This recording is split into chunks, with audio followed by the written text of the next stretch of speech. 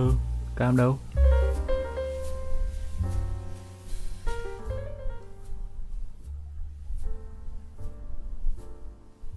Đâu? Ừ, cam đâu? The hell? Ý? Ố? Mất cam rồi. Where is my cam, man? Đây. Đây.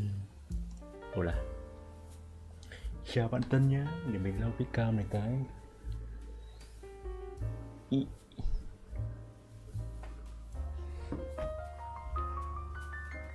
Hôm nay đi cà phê về chưa?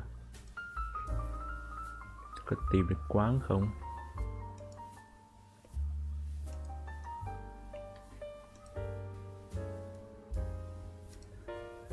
Ok, xin chào, hôm nay là ngày 1 tháng 5 Quốc tế lao động. Quốc tế lao động là mình phải lao động chứ đúng không? Hôm nay cũng là kỷ niệm tròn 1 tháng mình chính thức live trên YouTube. Chưa thấy chuyện gì cả, nhưng mà cũng trong quá trình đấy thì mình cũng học được một số thứ, nên là cứ tiếp tục thôi. Hôm nay thì chuyên làm về các TVC hoặc là cái gì của MV Music. Thì bạn này có một cái clip này là clip nói về cái tốc độ cái styling, chính xác là cái styling khi mà edit một cái video. Trong này có 3 người này, có một bạn này là bạn bên trái này, mình biết này. Không phải mình có biết kênh thôi chứ không nhớ tên mà mình không xem. Cái chị này, cái bạn này cũng edit khá là đỉnh, và kiểu cũng khá là tập trung ấy. Chị này mình có kiểu khá là gì gọi là chuyên nghiệp. Mình còn nhớ mình có xem một cái clip nói về những thiết bị của chị ấy quay. Thì ấy chị dùng bạn ấy dùng con FX3 của Sony, là một con khá đỉnh ấy, để nó gọi là như nhỉ, nếu mà dùng chuyên nghiệp thì không hẳn, nhưng mà cũng khá là chuyên. Thứ hai thì là thằng tên là gì nhỉ? Thằng này tên là gì ta? Thằng này là một triệu phú. Nó hay nói về cách làm giàu trên YouTube. Còn bên phải cuối cùng là gì, Mr Beat thì ai biết rồi. Thì theo sắp xếp thứ tự từ trái qua phải thì tốc độ chậm, tốc độ trung bình và tốc độ nhanh. Thì để xem là phân tích anh này, bạn này phân tích như nào nhá. You may have thought this was a paradox, but it's actually not the case. There's actually a reason why fast-paced videos can get millions of views, and slow-paced videos at the same time, like World War II documentaries, are just as Oversimplify, cái này mình chưa xem bao giờ này. popular, amassing, say, 1 million views as well. I know you're probably thinking, that doesn't make sense. What's the logic behind two obviously polar editing styles working great on their own respective channels? My friends, it's all about the preferences and the expectations of the audience actually watching. And today in this video, we're gonna break down the different styles and the pacing of 5 popular YouTube channels to help you find the right style and pacing that you can test with your audience. And guys, shout out to Envato Elements for coming in this month to sponsor this video, by the way. I used a lot of their packs in this video, and they have millions of premium video assets. And guys, each time I use an Envato Elements pack in this video, I'll put a little green symbol somewhere on the screen. Look closely and tell me the correct total number of green symbols you see in this video in the comment section. All the packs used are available for download via the links in the description via our special $9 deal for Envato Elements that you can get only through us. That's a 70% discount, by the way. So in the world of YouTube, where your content Có con mèo đang kêu, nhưng có vẻ như là nó không bị bắt vào mic đâu đúng không? variety is immense, understanding how to tailor your videos to meet the diverse preferences of your audience can significantly impact the success of your content actually hitting. Whether your goal is to entertain, educate, or inform, Sử dụng nhiều hiệu ứng gió quá.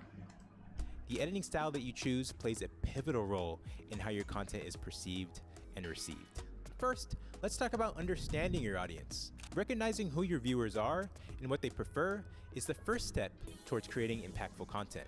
Viewer preferences vary widely based on factors like age, interests, and viewing habits. By actually aligning your editing style with these preferences, you can increase viewer retention and satisfaction, therefore making your content more appealing to your target audience. I mean, is your audience full of entertainment seekers? Then dynamic and engaging content is key. Consider Mr. Beast, known for his extravagant. Mình có cảm giác cái clip này không phải của bạn này edit mà là một người ở trong team của bạn đấy, một kiểu giống kiểu một tập sự ấy. Chứ edit kiểu gì mà một đống tiếng gió này. Challenges and philanthropic giveaways. His editing techniques are actually pretty crucial for maintaining viewer engagement. Rapid cuts and retention editing keep his content energetic, while strategic graphic overlays and pop-up text add humor and clarify challenge rules without disrupting the narrative flow. Timed musical cues and sound effects enhance the dramatic impact, making each video a thrilling experience from start to finish. We definitely have a section of our audience on this channel that are entertainment seekers, and even though we're a tutorial-based channel, we have our way of catering to them through our videos. I'm talking about content that we make here on the channel that you could easily watch on your phone as opposed to in front of a desktop with Premiere Pro open on the second screen. Our many VFX reaction videos, or my videos where I talk about how AI will make cinema cameras and microphones obsolete, are good examples of this. The editing in these go crazy. Now, educational content consumers, on the other hand, value clarity and structure. Crash Course, a channel dedicated to educational videos, excels in breaking down complex subjects through manageable lessons. Through direct delivery, supportive graphics, and structured segments, Crash Course uses clear annotations and smooth graphic integrations to help viewers understand and retain information. This methodical approach is tailored to those who prefer educational depth and well-paced presentation. All of you guys that watch our yearly Learn Premiere Pro series are looking for this same type of content. You're not looking to be entertained per se, you're looking to be given clear instructions that are slow enough and clear enough to be able to follow along and retain. If I sped up the edit or went fast to try to make things feel more engaging, I'd get a lot of people complaining in the comments for sure. And rightfully so. Our next type of viewers are viewers that seek in-depth analysis, such as those that frequent the Vox YouTube channel. For channels like this, expect comprehensive and contextual content. Vox uses detailed visuals, such as charts and layered video clips, to provide deeper insights into complex topics. Data visualization with animations highlight important data points, while callouts and spotlight effects draw attention to crucial elements, enriching the viewer's understanding of the analysis. Side note, another channel that really does this well is Johnny Harris. He actually used to work for Vox, and I basically watch him instead of the news a lot of the time. Now, for those of you guys that turn to YouTube for relaxation and comfort, a gentle and soothing presentation is essential. Bob Ross's series, The Joy of Painting, is a perfect example of this style. The show features slow transitions, soft background music, and steady camera work, all of which contribute to a tranquil viewing experience. These techniques create a calming atmosphere, ideal for viewers looking to unwind. And guys, moving on to our next group, I'm going to call them quick information gatherers, such as viewers of the 5-Minute Crafts YouTube channel. They need concise and straightforward content. Listicle videos like Top 10 After Effects Packs of 2024 that you can actually see on our channel, they absolutely rule in this space. Going back to the example of the 5-Minute Crafts YouTube channel, this type of channel employs fast-paced editing, bullet points, and visual process indicators to deliver tips efficiently. Jump cuts in their videos eliminate unnecessary footage, while text overlays quickly convey key information, matching the rapid pace required by viewers seeking quick and easy solutions. But guys, none of this actually matters unless you actually know how to edit engaging A-roll footage, which I'm going to show you in this video right here. Cái clip vừa rồi cũng hấp dẫn chứ. Guys, you may have Xem tiếp đi. Mình cũng có thấy rồi nhưng mình chưa kịp xem. In today's video, we're going to be doing an experiment. Còn cái clip trước đấy thì hơi lò. Chả rút ra được cái gì cả. Chỉ đơn giản là chỉ cần hiểu. Chỉ là chúng ta cần biết là người xem của chúng ta là ai và deliver một cách phù hợp với một tốc độ phù hợp. Is it possible to master editing A-roll to the point where B-roll becomes optional? We'll see. And in the end, you're going to... Mình muốn double check xem là chất lượng hôm nay ok không.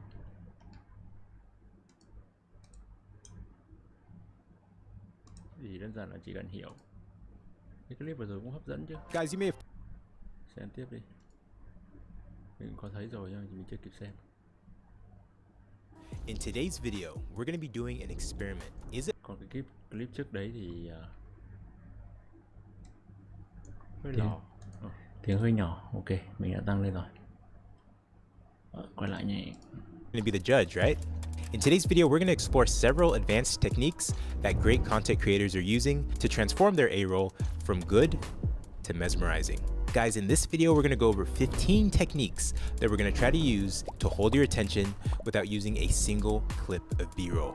Also, be on the lookout for this little green symbol in the video. Every time you see it, that means I've used an asset from today's sponsor, Envato Elements. All of the assets in this video with the green symbol and more can be downloaded and used in any of your projects when you sign up using our $9 offer. Envato has the absolute best library of quality tested assets online. I've used a lot of their packs in this very video. Count the exact number of times that you see this green symbol in this video and then tell me in the comments section. And lastly, actually click the link in the description to take advantage of this special offer. So guys, tip 1. Let's start with some strategic virtual camera movements. This is a very powerful tool in your editing arsenal. Right now, I'm literally just starting with keyframing slow zoom-ins. Now guys, don't stop the video just yet. This is just an example. It's gonna get boring for about 5 seconds. Just watch these 2 clips of me saying the exact same thing 2 times. I'm in Brisbane, Australia here, shooting in a beautiful studio. It's literally warm here all year round. Okay, one more time. I'm gonna say it again. I'm in Brisbane, Australia here, shooting in a beautiful studio. It's literally warm here all year round. Now, which clip seems shorter? The clip with the animated zoom in? Bingo, you got it right. It's a psychological thing. The dynamic nature of the shot is engaging enough to literally cut out half of the perceived time off of the shot. I use this trick everywhere when I video edit YouTube content. Tip 2, another virtual camera movement is keyframed quick zoom-ins. I use these as an engaging hook right at the start of an idea or to emphasize a crucial point. Tip 3, punch-ins. Switching from a wide shot to a close-up can dramatically highlight a reaction or a key detail that you don't want your audience to miss. Tip 4 involves cutting to different camera angles. And when you do it, make sure that number 1, there's a motion to cut to, like a head turn, and then actually make sure that you cut on that motion. Tip 5 might have some use on occasion.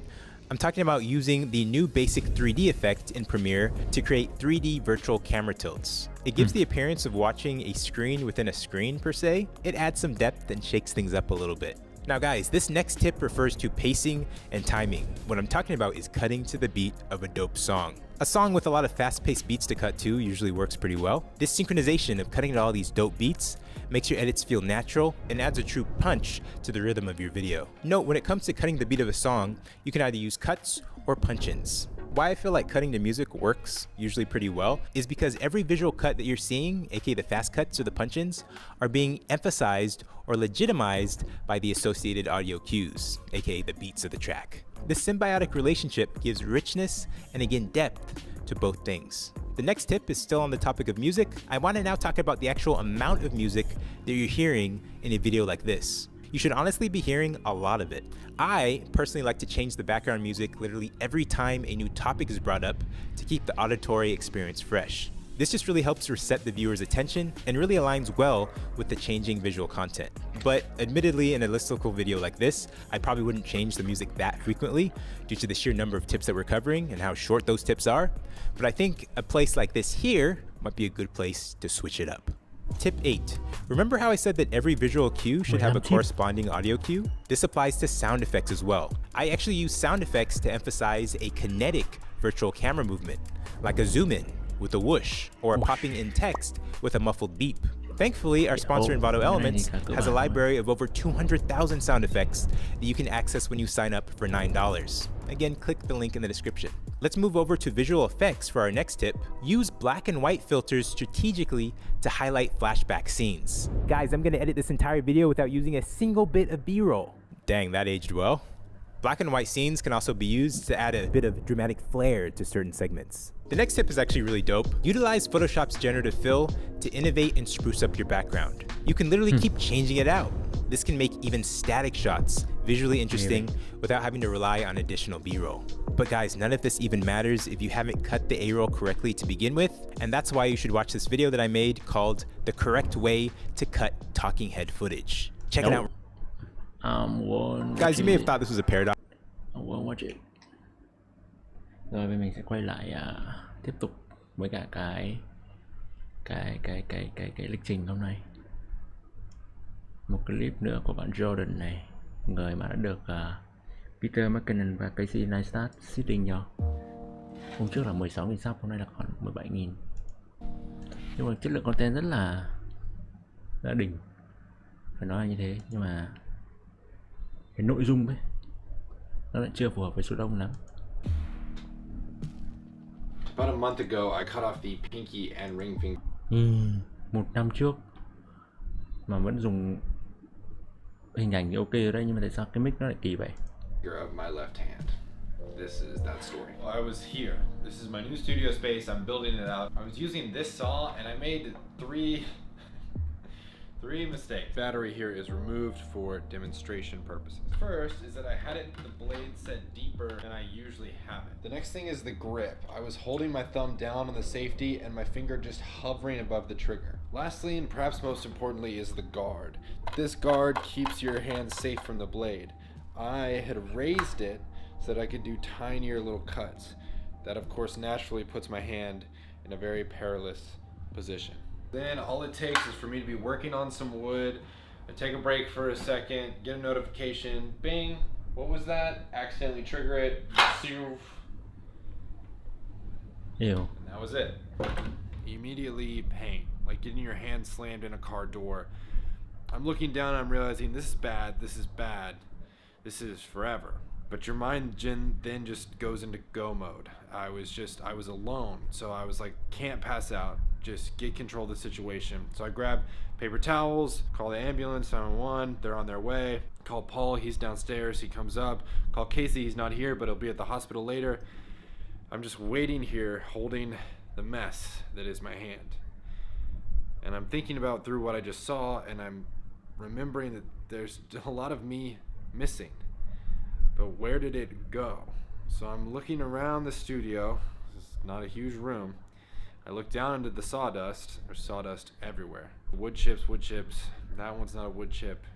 I reach down, pick up out of the sawdust the tip of my pinky finger.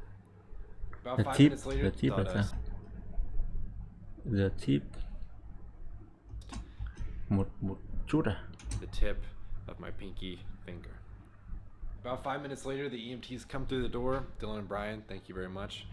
They get my hand all wrapped up, situated, put my pinky in a little bag, and we're on the way to the hospital. Mình vừa nhận ra đó là cái cam của mình để đây từ hôm trước. Đáng lẽ nó phải nằm vị trí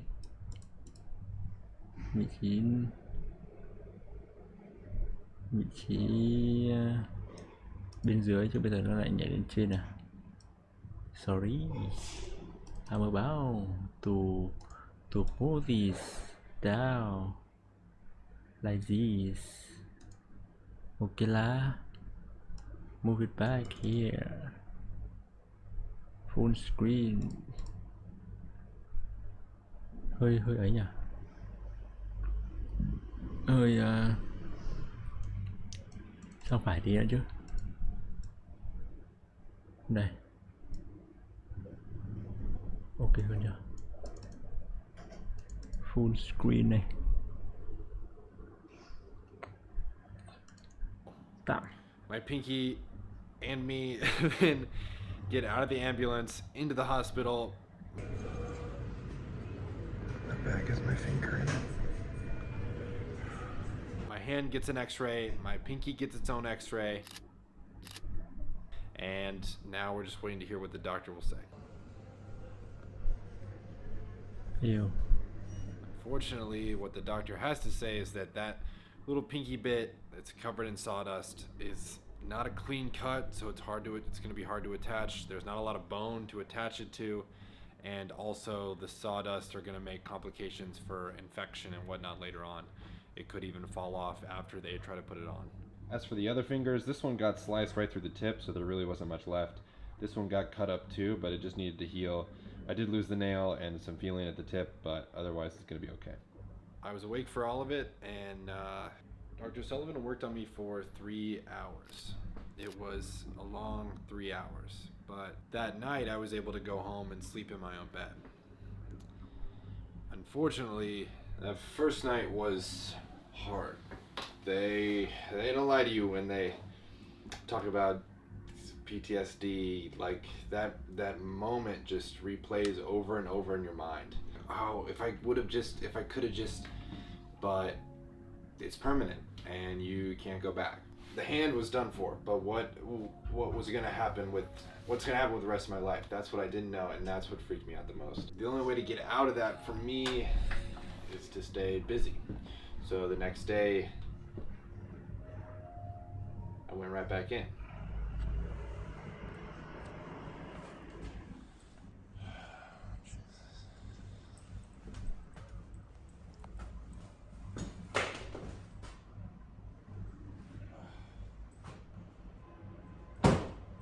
There's like a lot of wood chips around, but I can't tell if it's like a wood chip or a piece of my finger. This is a piece of my finger bone. I just found it on the ground. That's crazy. I don't have any trauma to hearing this saw go on, so at least that's good. Wow. This is definitely not doctor recommended. But I just have to do something. Otherwise, I'm getting too scared of it.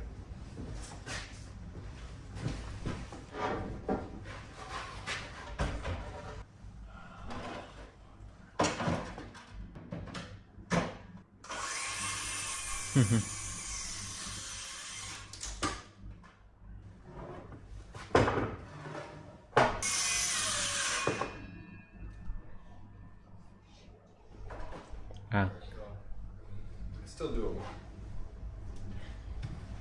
Talking to some friends that have had other traumatic experiences, there's a common thread that's really interesting, and it's that if you are on the way to do something or you are completing a task and an accident like this happens to you, there's something in your brain that's like, if you can finish the thing you are doing, it's all going to be okay. Like a friend got in a car wreck and she was like, if I could just make it home, the place I was going to, I would be fine. For me, it was the project I was building, this loft.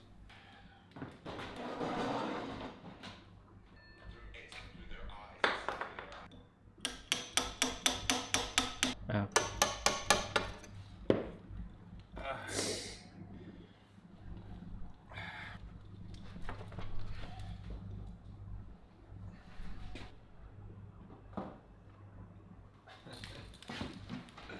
Build các sếp luôn à? Yes. Yes. À, rồi.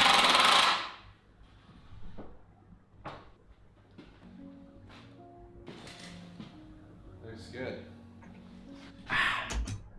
Bên trái này có hai cái boosted board của boosted board luôn, chắc là của Casey ha. Looks good.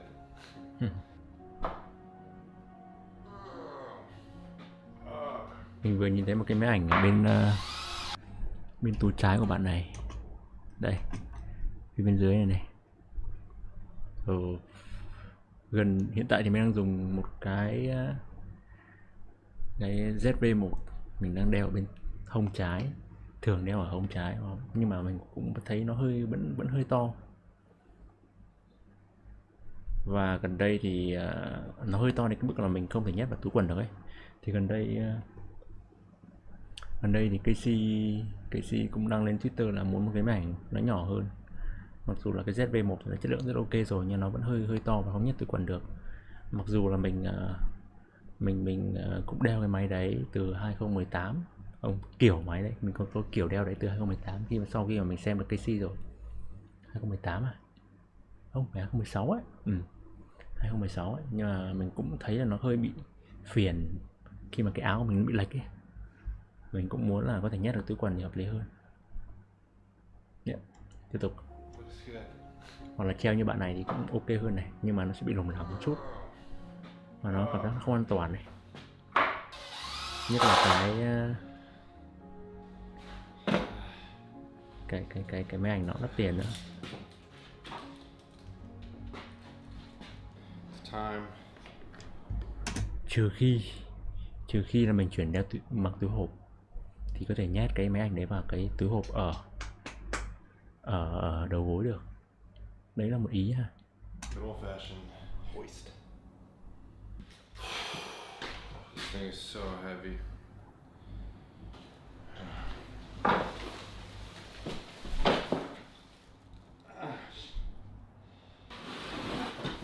People did offer to help me do this, but it's kind of just like it's a mental thing. I need to do it. This is the main thing that's been affected by my finger so far. If I can finish the plan, then it's like everything's gonna be okay. Cộng một respect.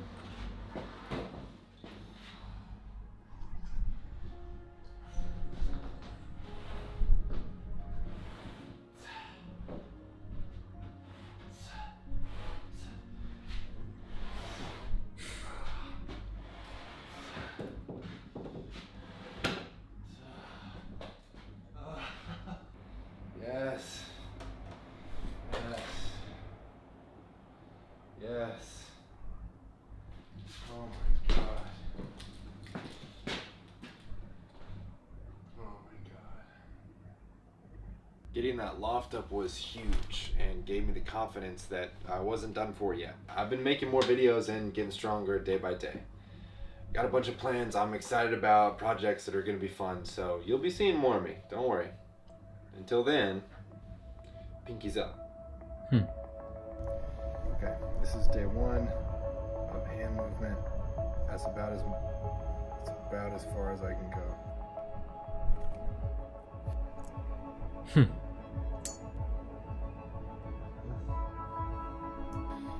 Month and a half post-surgery and a lot of work. Getting better. Một This năm, is a Celine. một năm, month and half, một tháng rưỡi. Mình muốn check, mình cũng tò mò là mình muốn check là liệu cái túi hộp, quần túi hộp nào có thể phù hợp không. Đây. Decathlon là nơi mà mình chắc phải đến 80-90% đồ mình đang mặc là cái Decathlon. Và mình sẽ check xem có cái quần nào không, mình sẽ thử kiếm xem nếu mà nó phù hợp thì mình sẽ mua thử. Quần thể thao nam, quần thể thao nam á, quần dài nam này. Nhưng mà chắc quần dài thì nó sẽ khá là mắc đấy, chứ không phải là quần thứ mà mình có thể thử được đâu. 600 mấy này, 900 này, từ thấp đến cao xem nào. Mình luôn khi mà mình làm một cái gì mới mình luôn muốn đi từ dưới lên đi. Có nghĩa là mình quần thì mình có thể mua những cái rẻ nhất để mình thử. Nhưng mà thấy có vẻ như Decathlon thì không hợp lý rồi.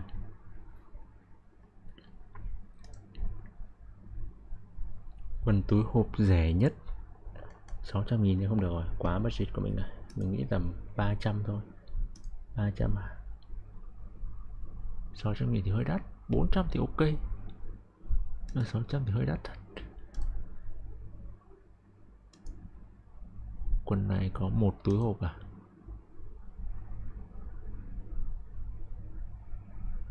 Một túi, hai túi hộp, một túi kéo, một túi hộp. Ok đấy chứ.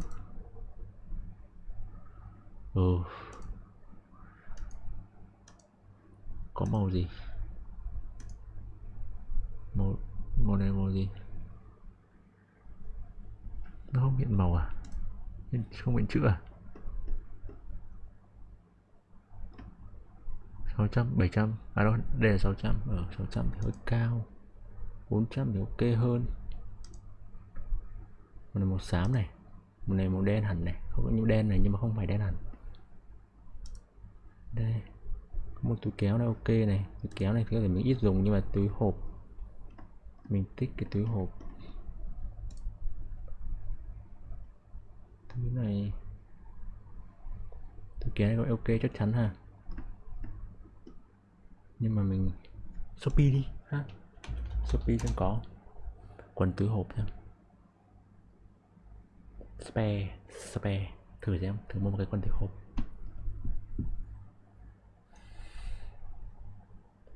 Mình bắt đầu hơi chán cái việc là phải đeo một cái máy ảnh ở bên thắt lưng và nó làm lệch cái áo của mình. Nó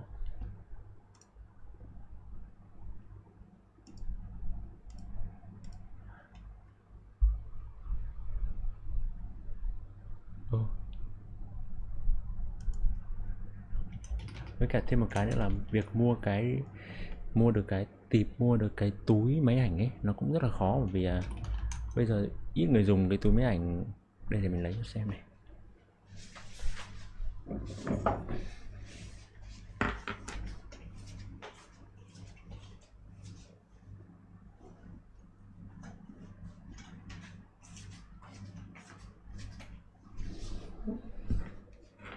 Đây, full cam và đeo đây, đeo xỏ thắt lưng qua đây. Trong này có cái máy ảnh như này, khá nhỏ nhưng mà nó sẽ hơi to cho việc là đút vào túi quần. Wow. Đút túi quần, đút túi quần thì hơi to. Mình đang vừa nghĩ là có thể nhét một, bởi vì hiện tại mình đang để ví ở bên phải và điện thoại ở bên trái, thì mình vừa nghĩ là đổi một trong hai cái đấy sang túi đằng sau, rồi cho túi máy ảnh thôi chứ không túi máy ảnh này nhét vào túi quần. Nhưng mà nó sẽ hơi bị cộm một chút, hơi khó chịu. Để mình thử, nhưng mà có thể mình thấy nó không được, có vẻ không được dài lâu. Cái thứ hai nữa là cái túi này mua rất là khó luôn, bởi vì bây giờ ít người dùng lắm. Mình tìm ở Sài Gòn nhá, còn thấy khó. Lên mấy trang thương mại điện tử cũng không tìm được. Trước mình có mua được một cái ở trên đường Huỳnh Thúc Kháng, quận 1. Cái này mình cũng mua ở Huỳnh Thúc Kháng này, nhưng mà cũng phải đi mấy hàng liền. Với cả người ta kiểu tít ở phía bên đằng sau ấy, chứ không phải là tìm cái được ngay. Quần túi hộp nam chắc nghĩ Shopee thì 200.000 thôi. Jogger kaki 200 nè.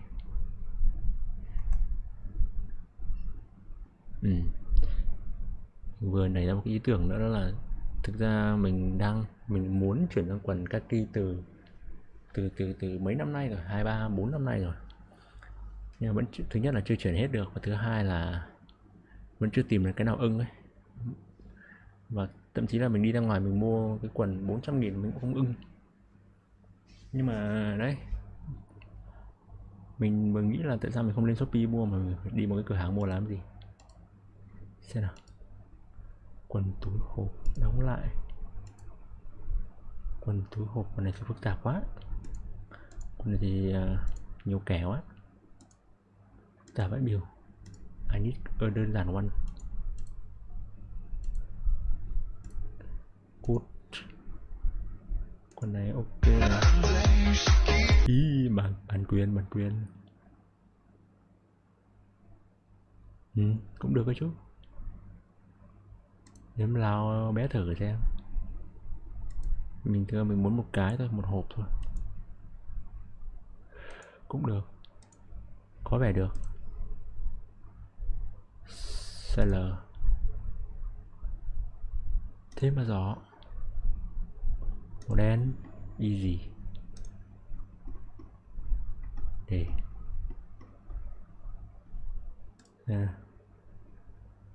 mình dài mặc phức tạp đây. Được cái chú. Chưa thôi. Rồi nha, quay lại với những cái video, một cái clip nữa về cái movement là cái máy của đồng hồ Thụy Sĩ và đồng hồ Seiko NH35 luôn. NH35 bởi vì là vừa nãy mình vừa tìm một cái, mình có xem là một cái clip,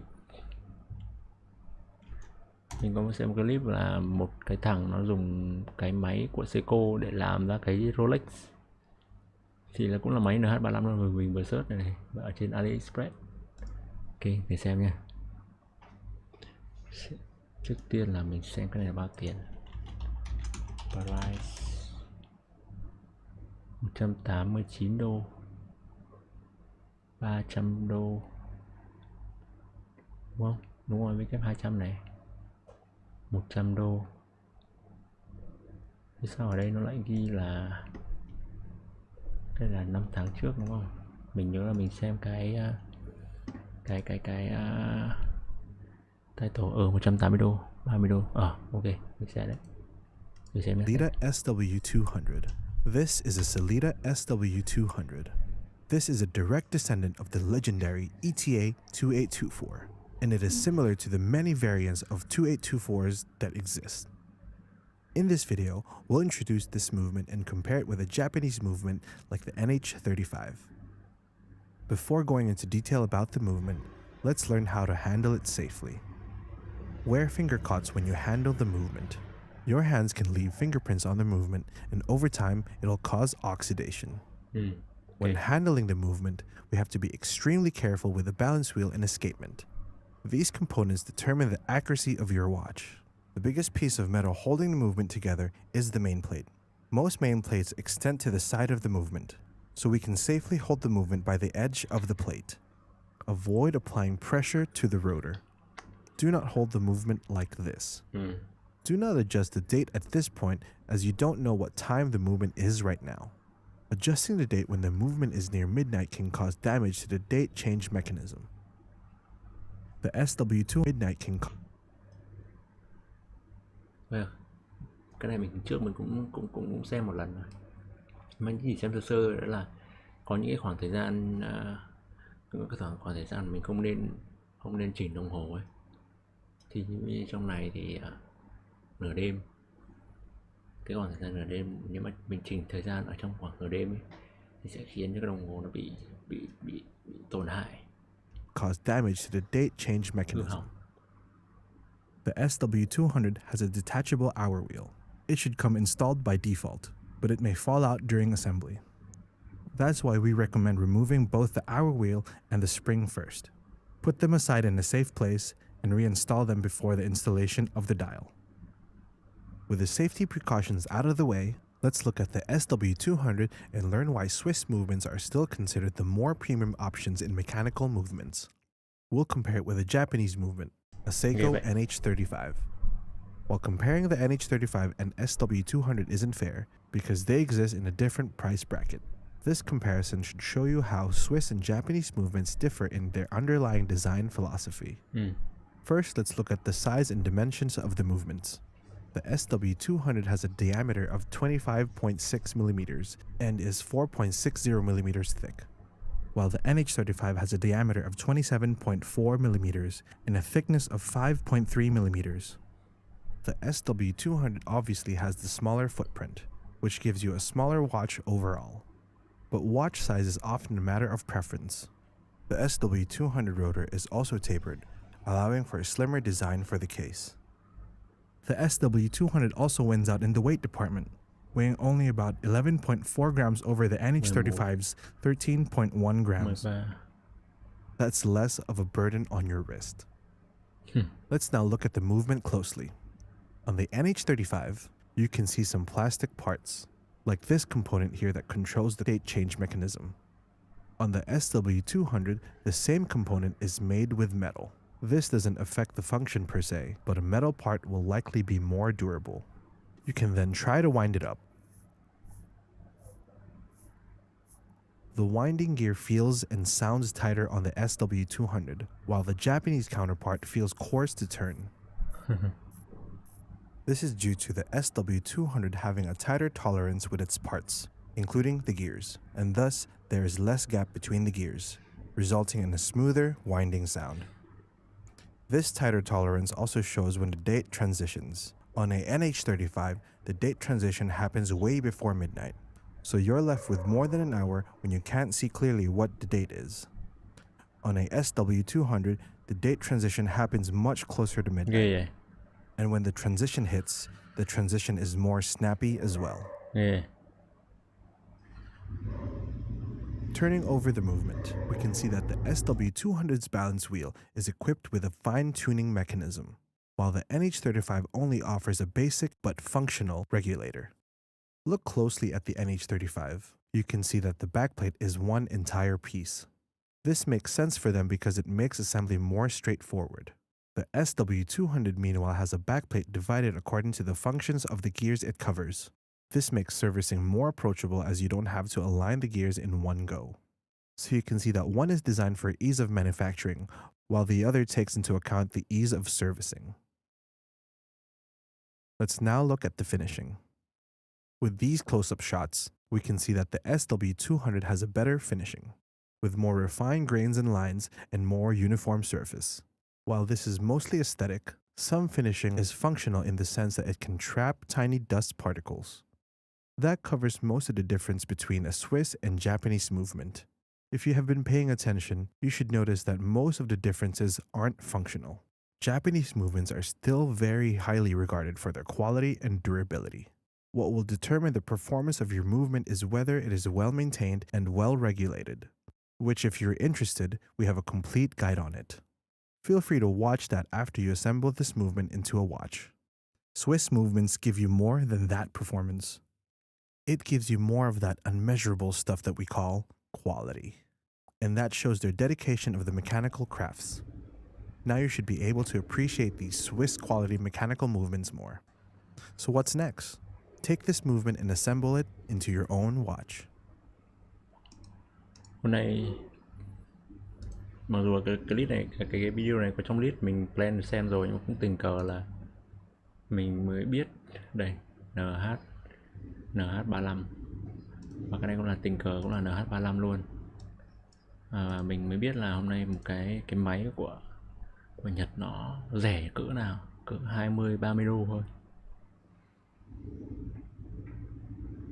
Còn máy của Thụy Sĩ là 180 đô. Không ngờ một cái máy của đồng hồ nó có thể rẻ đến như thế.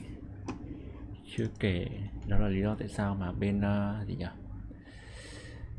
hãng gì của Việt Nam ta, đồng hồ Việt Nam, hãng đồng hồ Việt Nam tên gì ta, có liên chắc thằng đồng hồ Việt Nam hiệu Việt tên gì nhỉ, tự mình quên mất tên. Kunon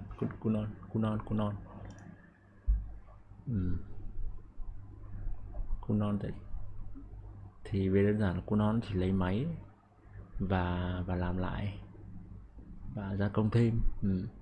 Tất nhiên là đấy là một cả quá trình rồi, nhưng mà về cái core bên trong ấy là cái máy ấy, thì mình có thể mua được, và mình trước giờ mình biết là mua được rồi, nhưng mình không nghĩ là nó có thể mua một cách dễ dàng như thế.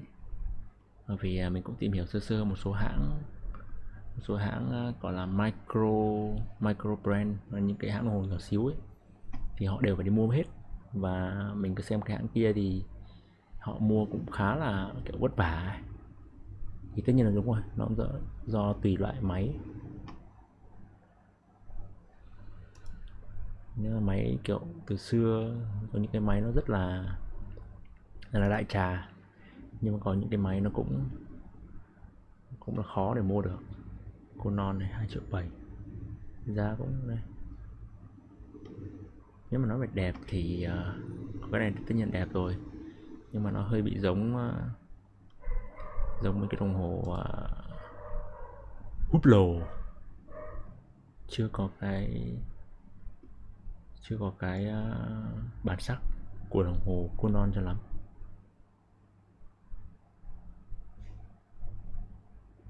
Này, inspired by gì nhỉ, DW Watch thì bạn founder cũng nói mà, Daniel Wellington. Để xem Daniel Wellington bây giờ stock có lên sàn chưa.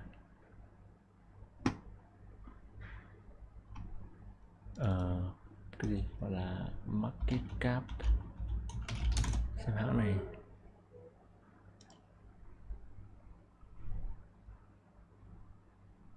Đây là một cái hãng mà nổi lên khá ghê gớm. Cũng nổi được khoảng 10 năm thôi. Năm 27 này đúng rồi, 2,7 triệu, bán được 2,4 triệu, 2,4 triệu sản phẩm lên. Nó bây giờ cũng đang giảm dần rồi này, 21 221 giờ còn 1 triệu. 1 triệu vẫn là số rất là lớn. Nhưng mà so với cả trước đấy thì đúng là cũng cũng thay đổi khá nhiều rồi. Đây này. 2011 private employee 1.700 employee. Deal type secondary private của gì đây? Stockholm là cái gì nhỉ? Stockholm là Sweden à? Stockholm là Sweden à? Thụy Điển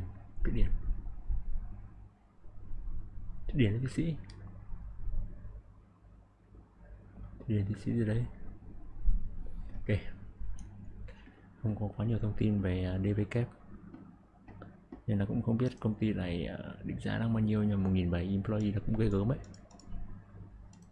Rồi quay trở lại, còn vừa nãy mình nói mình có xem cái này bình bìa mình live được 50 phút, cái này 22 phút.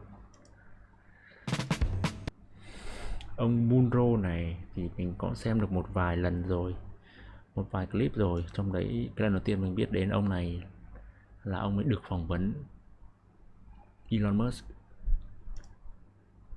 Thấy là một người, mình nhận thấy là một người kiểu chắc là làm trong ngành công nghiệp xe từ lâu rồi. Đây này,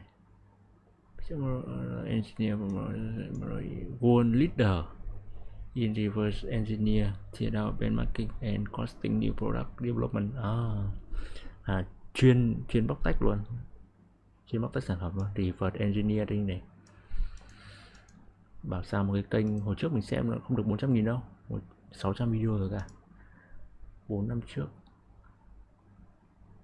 trước thì có cái world leader là từ cái việc là ông ấy bóc tách, chứ không phải là ông ấy giỏi rồi ông ấy mới làm YouTube, mà ông ấy có thể là ông ấy làm YouTube ông ấy có fame ấy thì mới thành world leader reverse engineer này, có là làm Model 3 các thứ này. Thì hôm qua mình có xem về cái việc là cũng là thực ra đây là một cái clip dài này, nhưng mà ông ấy tách ra thành những cái clip nhỏ, bởi vì trong quá trình một clip nhỏ để thể hiện cái quá trình là bóc tách cái con Tesla Cybertruck, thì đây là clip mà bóc tách cái motor. Còn hôm qua kia thì mình có xem cái video bóc tách về cái gọi là gì, bởi vì những cái ô tô ấy hiện tại bây giờ thị trường ấy là đang dùng cái bộ chuyển động mà từ tay lái tới lốp là bằng cơ học. Còn Tesla này, Tesla Cybertruck này là một trong một vài những cái ô tô đầu tiên mà sử dụng điện, còn là cái gì, có nghĩa là sẽ không có sự kết nối trực tiếp giữa bệnh gọi là gì, vô lăng và lốp xe. Nghe thì rất là bình thường, nhưng mà điều đấy nó đang không xảy ra ở gần như là tuyệt đại đa số các xe ô tô khác. Nó có xảy ra ở trên tàu này, tàu thủy và máy bay, nhưng mà trên ô tô thì vẫn đang sử dụng là bộ chuyển động kiểu có cơ học, có sự kết nối cơ học ấy. Tất nhiên là có một số xe thì nó sẽ có sự trợ lực, kiểu như là chúng ta còn nghe thấy là xe Mazda thì vô lăng rất là nhẹ, thì nó có sự gọi là trợ lực. Nhưng mà về cơ bản ấy, về cái phần cốt lõi của vấn đề ấy, là nó vẫn có sự kết nối cơ học. Còn Cybertruck thì không. Rồi bây giờ còn clip này sẽ nói về cái motor, thì mình nghĩ là mình cũng không hiểu, mình sẽ không hiểu nhiều đâu, nhưng mà để xem là có hiểu được chút nào hay chút đấy, bởi vì đây là một cái những thứ mà nó nó rất là phức tạp, siêu phức tạp.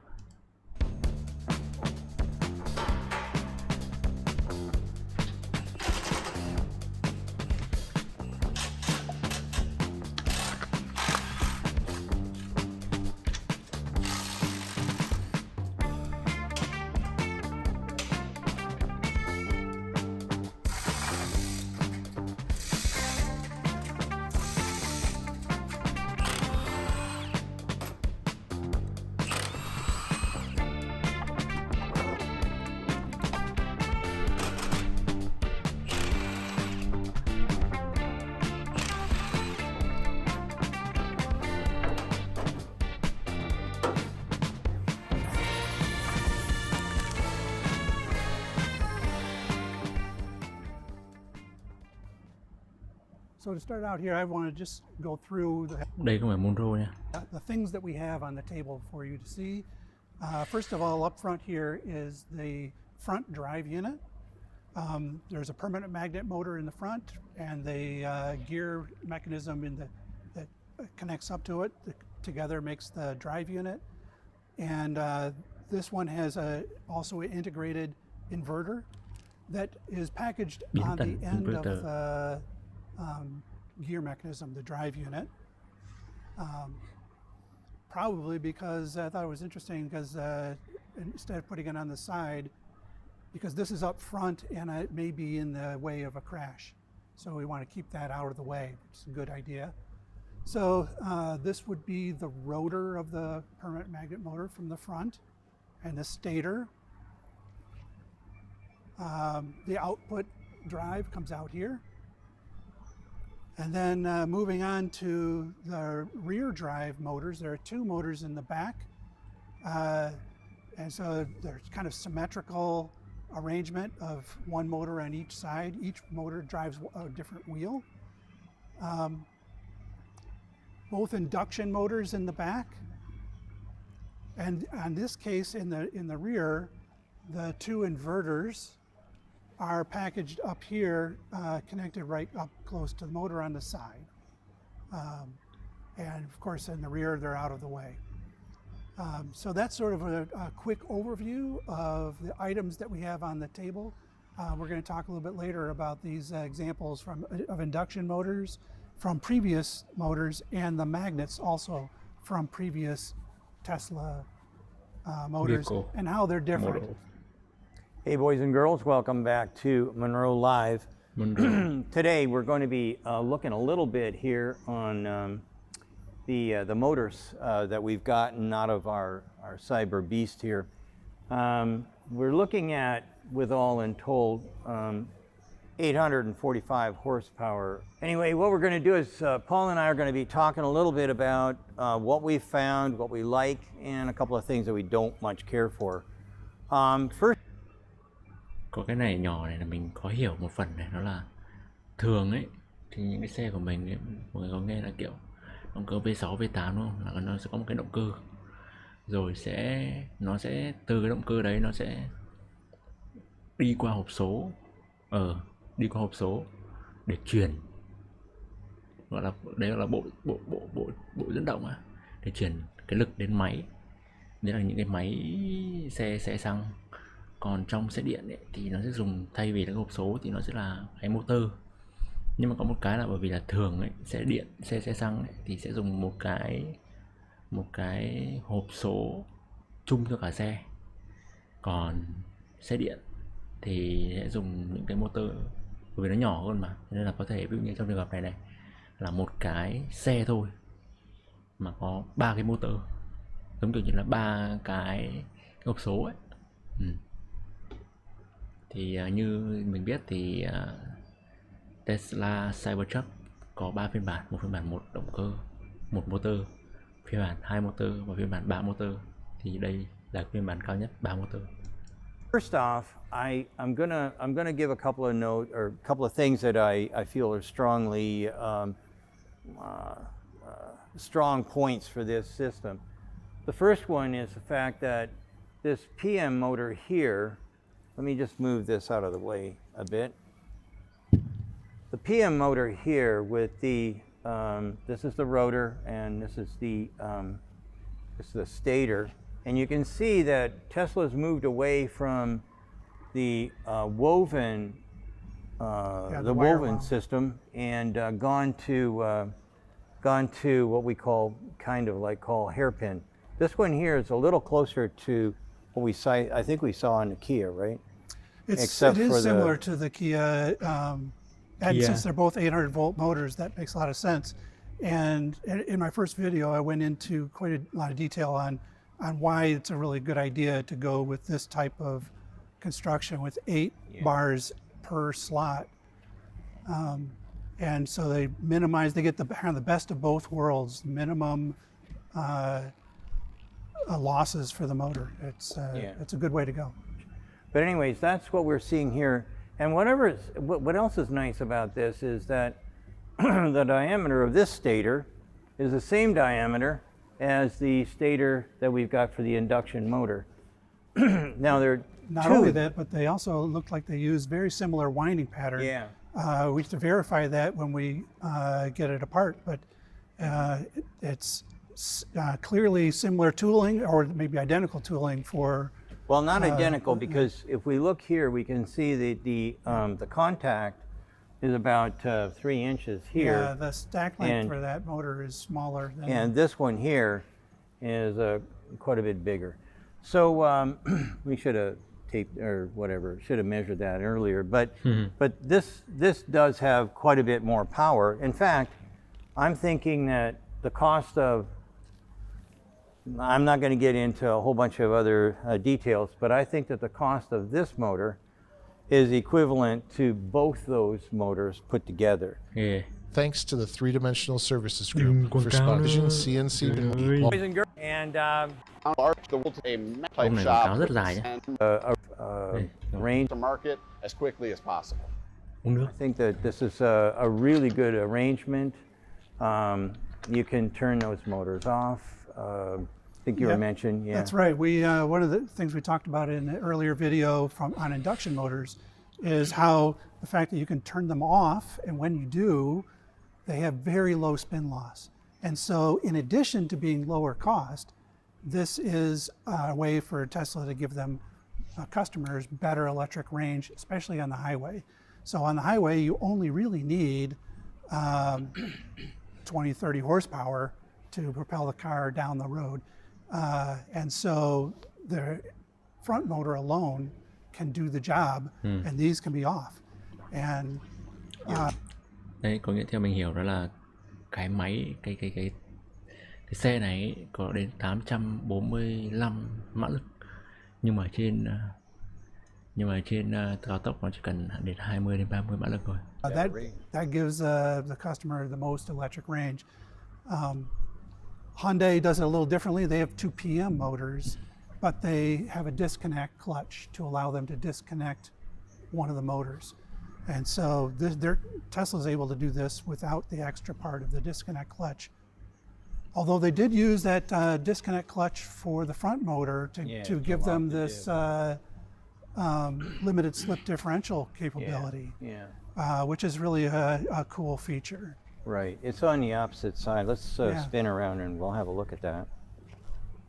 So over here you can see, this is how the diff is locked. I'm the wrong guy to do that. Why don't you just lift that up and down for a minute? Okay, so we can see from the this little part here is magnetically pulled down naturally, but in here there's an electromagnet. This electromagnet, when you energize it, pulls this apart and allows slip.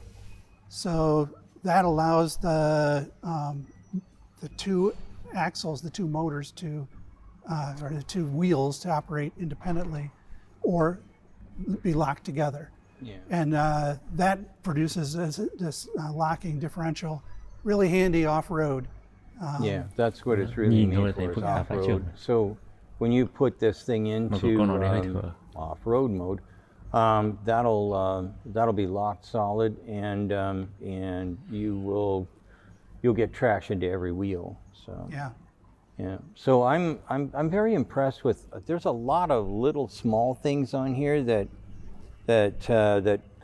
you know, the general public is never going to see. One of them is the magnets. Let's go back over to the PM magnet here, or the PM rotor, I should say. And you can see that this is a little different than anything we've ever seen before. First off, the keeper doesn't go all the way up, which is fine from a weight standpoint, but we're a little worried about this. Now this damage occurred when we pulled the motor out, but one of the functions of the end plate, this aluminum end plate, is to help retain these laminations. And so with the end plate not coming out to the full diameter, they've exposed the magnets, which isn't a bad thing, except that now the laminations are not supported all the way to the OD, the outside diameter. And there could be some issues with that. I think one of the things that they're doing here, though, is this opening it up allows oil, the cooling oil, to get to the magnets. And so they can help keep the magnets cool. I think that they're having issues with magnets being maybe a little warmer than they would like because their magnets, this is a magnet from the S, Model S, but it's very similar to this magnet. They use these mono-blocks magnets. So this magnet is one single magnet, where their competitors and even Tesla in the past used a segmented magnet where they break the magnet up into different segments. And you do that mostly for the same reason that you use motor laminations, because it's in a changing magnetic field. And anytime you put a conductor, these magnets conduct electricity. Anytime you put a conductor in a changing magnetic field, you get eddy currents. So there could be currents flowing round and round inside the magnets, generated by the changing magnetic field of the motor. That's just a loss that they really would rather not have, and that produces heat, which they have to take care of by getting oil to the magnets. But it unfortunately also reduces electric range. The losses in the magnets mean you have to put more battery power into the battery to get the same electric range. And so this is one feature that we kind of wish Tesla would go back to the segmented magnets. Yes, it adds cost. It's counterintuitive because you're adding cost to the most expensive part in your motor. But overall, the system cost can come down because you can reduce the amount of battery, or you can give the customer longer electric range on the highway. So this is one feature out of a long list of really great things that they have on this. This is one thing that we think maybe they could improve.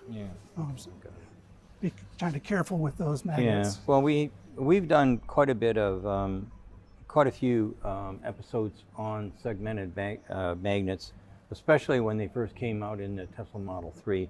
We were really impressed with that. I had never seen anything like it before. And all the people at Monroe, we kind of, we thought it was a Hallback magnet, but it's not. It's just segmented. This is one thing where I think Tesla could really benefit for some benchmarking, because they could see where the rest of the industry, where their competitors are going. Well, they're going. Not too many are there yet, but I know in talking to different people, this is what people are going to, and it's not that hard to go from that to that. You'd never know, and except that your range should increase a little bit, and smoother performance is kind of like what the other benefit of segmented magnets are. I mean, it's just a more efficient way of making the electric motor go. So yeah, most of our ideas tend to push our customers in the direction of saving money. This is one case where maybe it's worth spending a little extra money. The thing that we normally try and put out is that we're looking for customer total accounted cost. So over the life of the vehicle, this saves the customer a lot of money.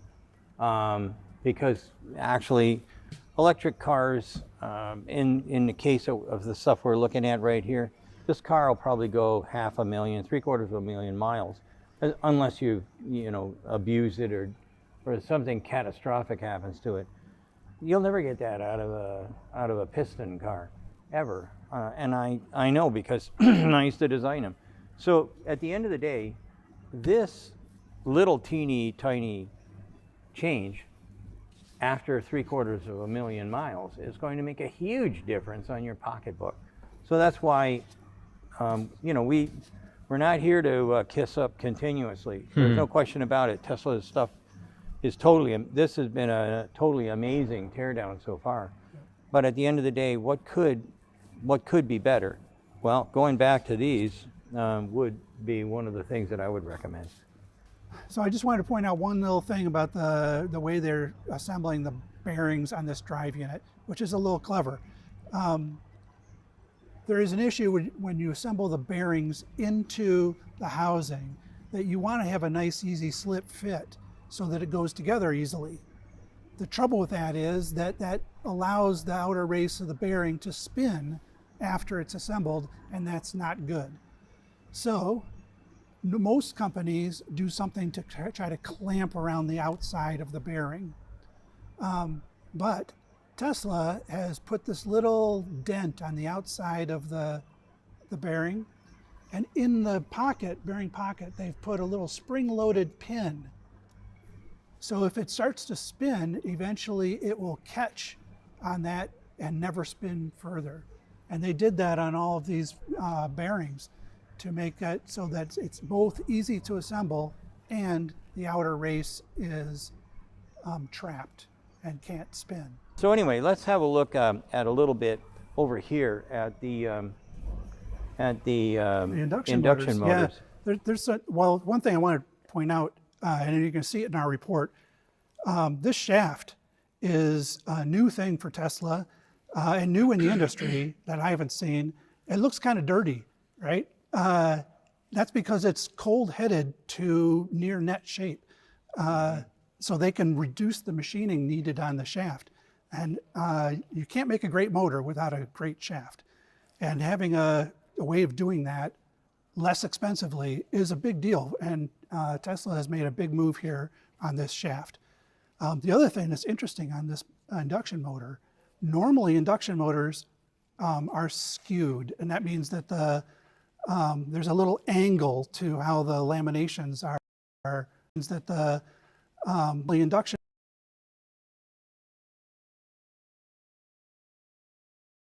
motors are skewed, and that means that there's a little angle to how the laminations are put in here. So it kind of looks like a corkscrew.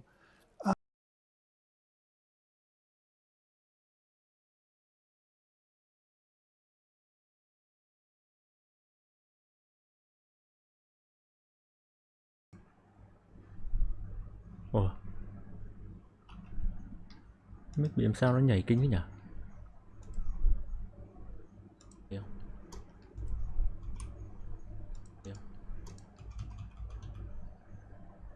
It kind of looks like a corkscrew.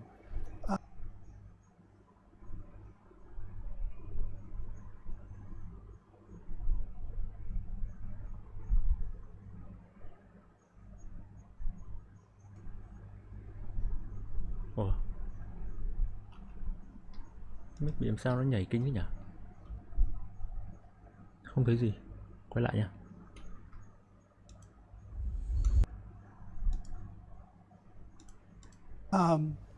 They've chosen to go with straight bars inside their induction motor, and they're able to do that because they put these little grooves in to the laminations to help reduce the torque ripple. So it's a nice little design way of less expensively accomplishing the same thing as a skewed rotor. Oh. Okay, let's talk a little bit about the migration that that Tesla's gone through from the very first induction motors were absolutely horribly expensive. So you can see here the stripes, and the stripes are here, stripes are there, and the stripes are here. They kept that, which is different than what you look at the induction motor, or sorry, the PM motor. The PM motor, see, it has, you can see the little offset. See, you've got this, and then you've got that, and then you've got this. Some other companies, what they'll do is they'll have one offset, and then another offset, and then another offset. And what that does is it gets rid of noise. But with a PM motor, or sorry, with an induction motor, you don't have that quite that same kind of a similarity. So these things, machined copper, holy mackerel, perhaps the most expensive induction motor on the planet, or holy mackerel, perhaps more expensive. The most expensive induction Induction motor on the planet. Motor on the planet. And then after you're done, there's another part that I couldn't find over there that fits over the top of it that actually interplays with it. Now, what they did was, the first thing they did was they went to, this is their new induction motor. And you can see here that what they did was they put their laminates in. Laminate. And then they cast over the top of it. This is all done, basically the laminates are pushed in one area, then it's brought over to a molding machine, and then you squirt aluminum in. And that's kind of like what's going over here, but you can see that that motor and this motor are similar, but they're not the same. This is quite a bit bigger in diameter, and although I haven't taken it apart yet, my guess is this is going to have some surprises in it as well. Mm-hmm. Yeah. The fact that they did put these little grooves in, and here previously they had a smooth outside diameter, except where we damaged it in taking it apart. Yeah. And this helps reduce the noise for the motor. Yeah. Yeah. So this is all these little features and functions that they've put on here. All of them benefit the product.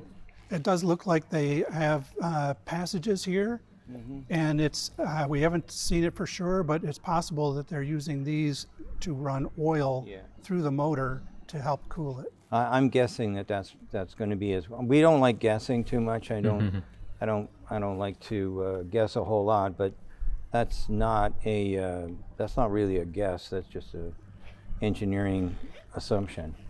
Yeah. So, like I said, everything we've seen so far has been pretty exciting. I have one of these vehicles right now. It's at the SAE show, but I will tell you that once you get beyond the fact that it's monster size, this engine combination gives you a remarkable ride. I can't even hardly describe how.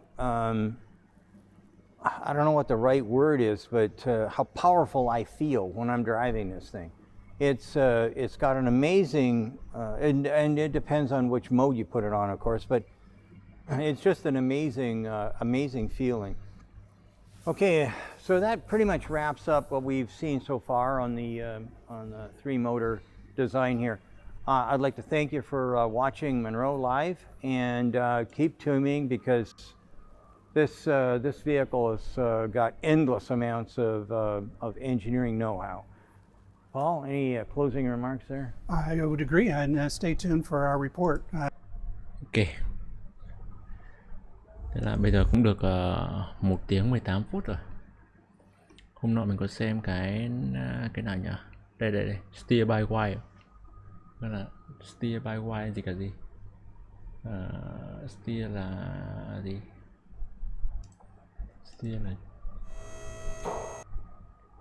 Steer chỉ đạo, bỏ đực, lúc up, on, không phải lái bởi những giây. Rồi 1 tiếng 18 phút. Hôm nay xem cũng nhỉ. Một số buổi trước thì mình xem mình thấy khá là mệt, nhưng mà như hôm nay thì kể những clip vừa rồi mình xem thì mình cũng không hiểu quá nhiều đâu, nhưng mà 22 phút trôi qua rất là nhanh, thì chứng tỏ là không biết, chứng tỏ là có thể là do mình nghỉ ở nhà nên là mình không bị mệt đầu óc sau khi đi làm, hoặc là hôm nay thực sự là những cái clip khá là thú vị. Rồi, mùng 1 tháng 5 một lần nữa kỷ niệm đúng 1 tháng tròn mình live, và hiện tại chỉ có đúng 2 người bạn mình xem, nhưng mà mình sẽ tiếp tục ít nhất là 3 tháng. Còn sau 3 tháng nó sẽ như nào thì đến lúc ấy tính. Hẹn gặp lại vào thứ 6 và chúc mừng ngày Quốc tế Lao động. Bye bye.